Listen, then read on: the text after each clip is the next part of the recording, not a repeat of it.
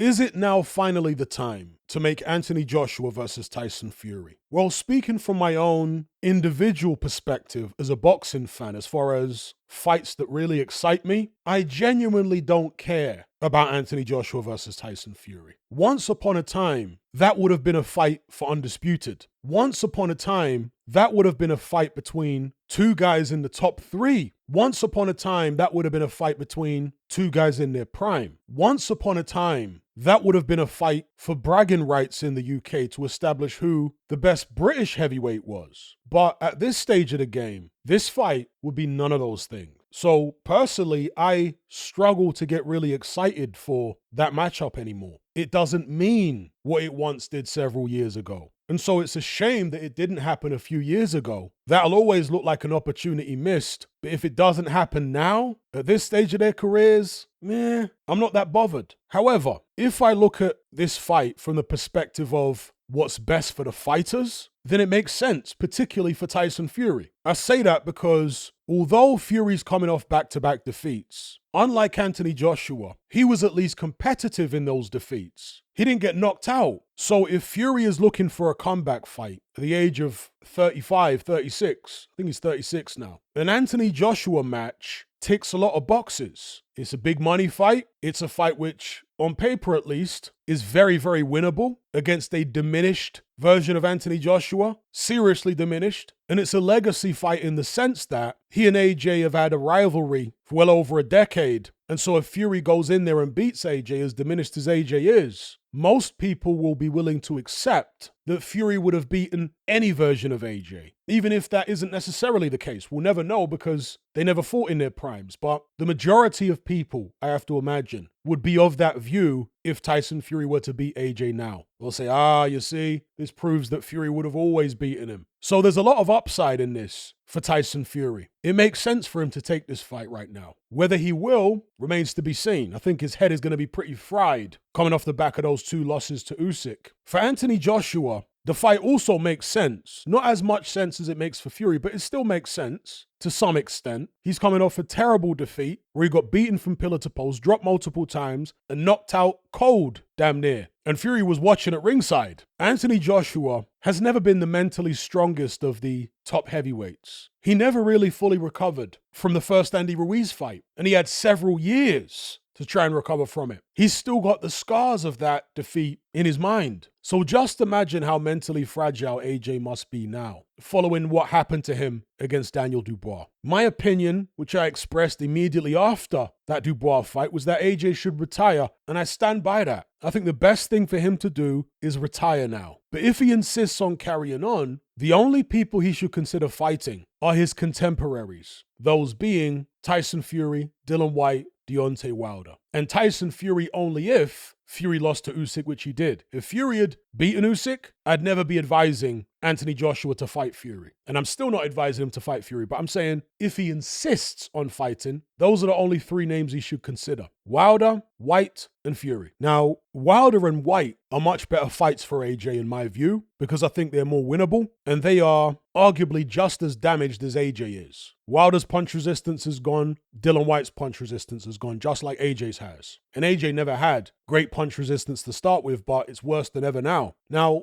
Tyson Fury's punch resistance, I think, is going as well, but he's still got his wits about him. His reflexes are still pretty good, and he still recovers well, relatively speaking, from being hurt, better than AJ does. Anyway, Fury would be a big payday for AJ, and although I would make him very much an underdog in that fight, he would have an opportunity of sorts to try and settle the score with Tyson Fury after this long-standing rivalry, this back and forth online and in the media. They haven't actually shared a ring with each other since AJ was still an amateur and Tyson Fury, I think, was British champion. They sparred together. So anyway, the fight probably does make sense from the perspective of the fighters. For the health of boxing, is this fight necessary? As far as global boxing, absolutely not. But as for British boxing, it would definitely give it a short-term boost. No doubt about it whatsoever. But at the end of the day, it still wouldn't be the number one and the number two heavyweights in Britain fighting each other. Because, of course, that would be Tyson Fury versus Daniel Dubois. And there are going to be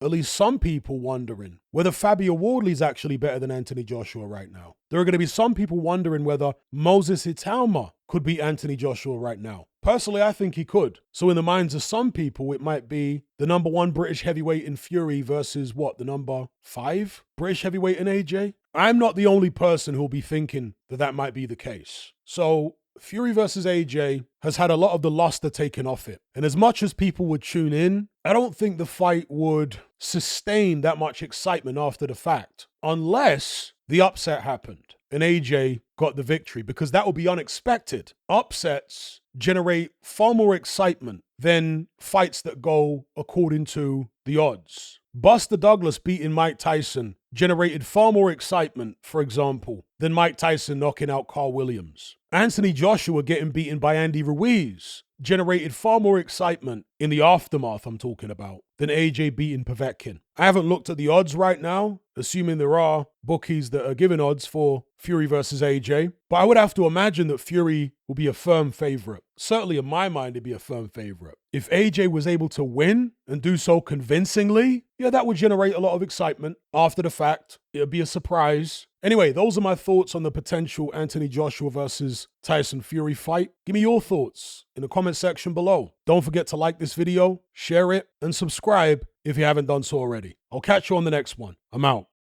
Are you surrounded by mindless bots in human form who adhere to the norm and blindly conform? Who swallow all the mainstream BS and actually ridicule you for questioning things? Do you wish you had more free-thinking individuals in your life to network and converse with? Well, look no further. We're right here. Come and join the Brotherhood of Reason on Patreon. You'll gain access to my weekly topical content where we take deep dives on an endless variety of subjects, as well as my vast back catalogue of podcasts, videos, interviews, movie decodings, and my Confessions of a Nightclub Bouncer series. You'll also get to talk and network with myself and hundreds of other people in our members chat. You can enjoy all this via the Patreon app or on desktop and download all my podcasts in high quality MP3. There's no contract, no commitment. You can cancel at any time, just like Netflix, but it's a hell of a lot cheaper. Just download the app from the Play Store or the App Store, or simply visit patreon.com on a web browser. Then head on over to my page and select the tier called the Brotherhood of Reason. All the links are in the description box below.